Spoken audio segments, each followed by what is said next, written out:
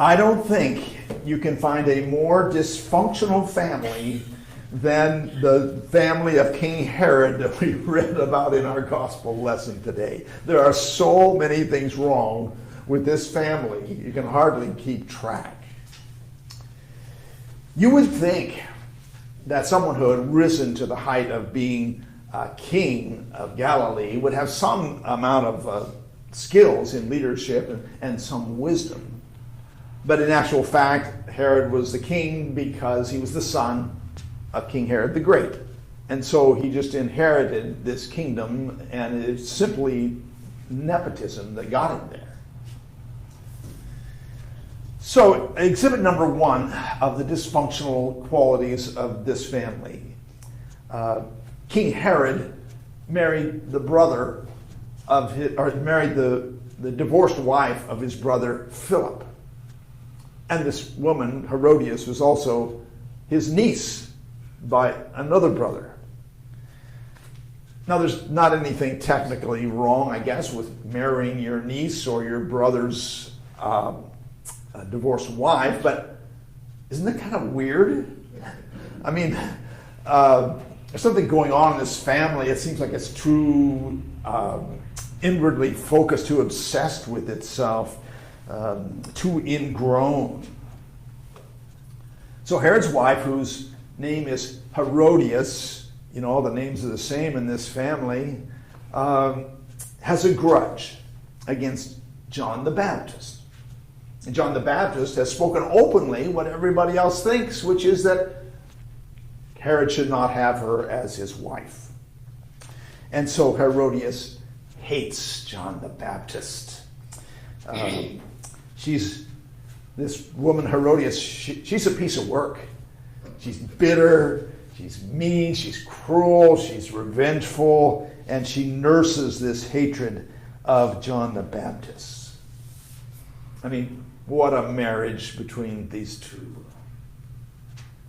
Herod, on the other hand, is perplexed by John the Baptist. He likes to listen to him because he knows that John the Baptist is a holy and righteous man, and the things he says about repentance and new life make Herod think.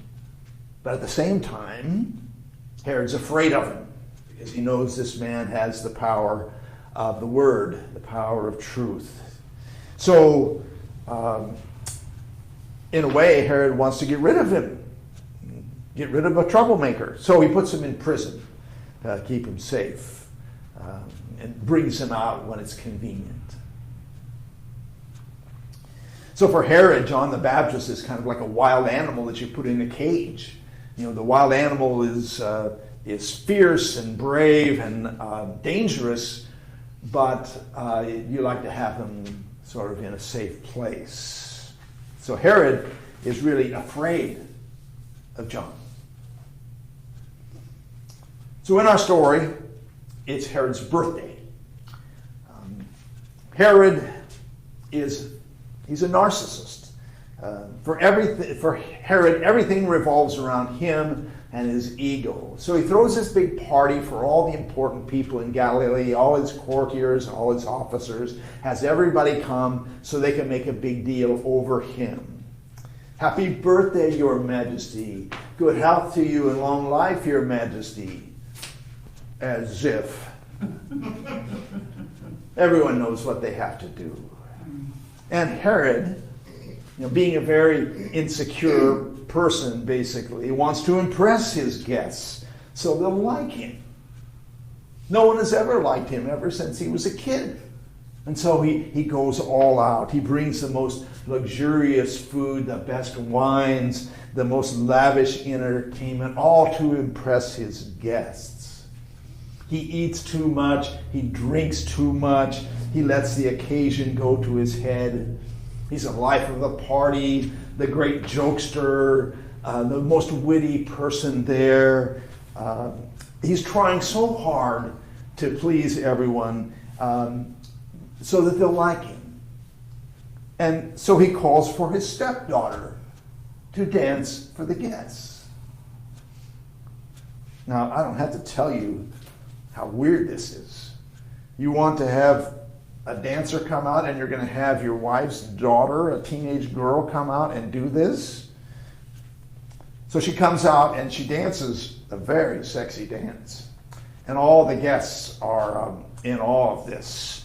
I don't know where this girl learned to dance like this, but all the guests are drooling, including Herod, her own stepfather. This is just, plain dysfunctional in so many ways. Everyone, including Herod, is drunk and raving over the girl's performance, so Herod makes a rash promise. He says, "Ask whatever you wish, and I will give it to you, even to the half of my kingdom." Well, that ought to impress the guests. Now they'll know what a great fellow I am, how prodigal I am, what a risk taker I am, and they'll talk about it for months. That's what Herod wants.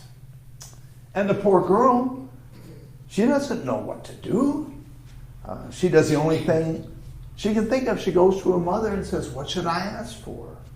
And her mother says, "Ask him for the head of John the Baptist on a platter." The girl is horrified. I mean, she's been put in an impossible position. She's being manipulated and used between her stepfather and her mother. I mean, that's what dysfunctional families do. They manipulate each other. And of course, she doesn't have any power to resist, so she goes to Herod and she asks for the head of John the Baptist on a platter. And I'm sure this girl is going to be traumatized for life because of what she's had to do here. Now, if Herod had a spine, if he had a soul, he would act at this point. He would de-escalate the situation. He would back down. But no, he's too proud. His ego is too fragile, and so he gives the order. It says, Herod is deeply grieved, but out of regard for his oath and for the guests, he gives the order. Now, this would be the moment for Herod to step in and back down, to stop the proceedings and say, "No, that's not what I meant. Ask for clothes or jewelry or money or something." But he doesn't do that. His ego is too fragile. So, in a few minutes, the head of John the Baptist is brought in by a soldier on a platter and given to the girl. I mean, it's gross. It's horrifying. It's grotesque. The girl turns her head away and gives the head of John the Baptist to her mother and says, "You take it." And the mother smiles this cruel smile. I mean, talk about a dysfunctional family at the highest level. That's the Herods for you.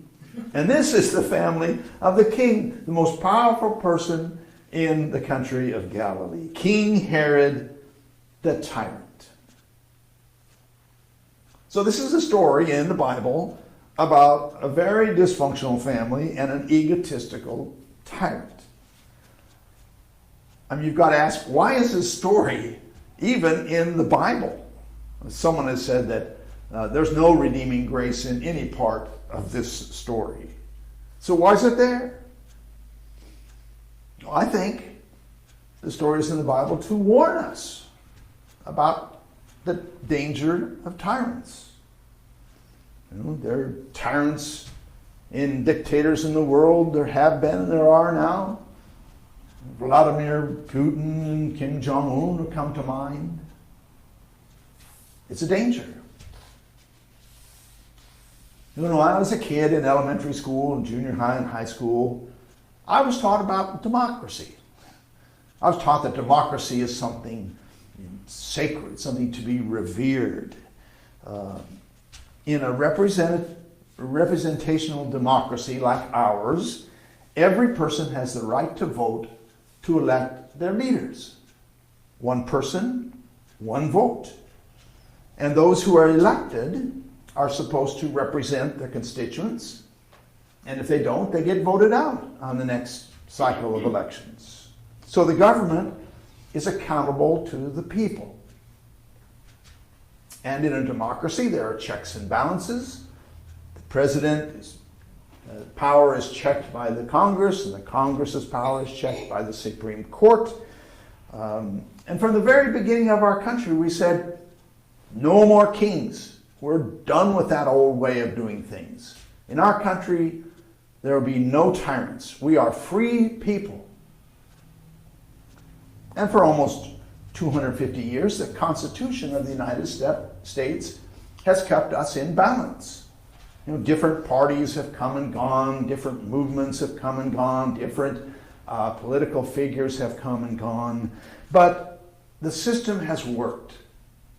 Those who have been voted out of office have passed power on to their successors without violence, and so far it's worked. Thanks be to God. Now, Jesus never endorsed any particular form of government. Jesus said, love God and love your neighbor. Do unto others as you would have them do unto you. Preach the word, heal the sick, feed the hungry. And over many, many centuries of time, the Christian church has existed under many different forms of government. Under democracies, under communism, socialism, under medieval kingdoms and tribal cultures, deserts, mountains, temperate climates, all kinds of cultures all over the world. But I have to believe that our democracy, the democracy that is enshrined in our Constitution, is God's way of bringing freedom, peace, and prosperity to as many people as possible. And this story about John the Baptist and about King Herod is a warning to us to maintain a healthy, functioning democracy and reject all forms of tyranny and oppression.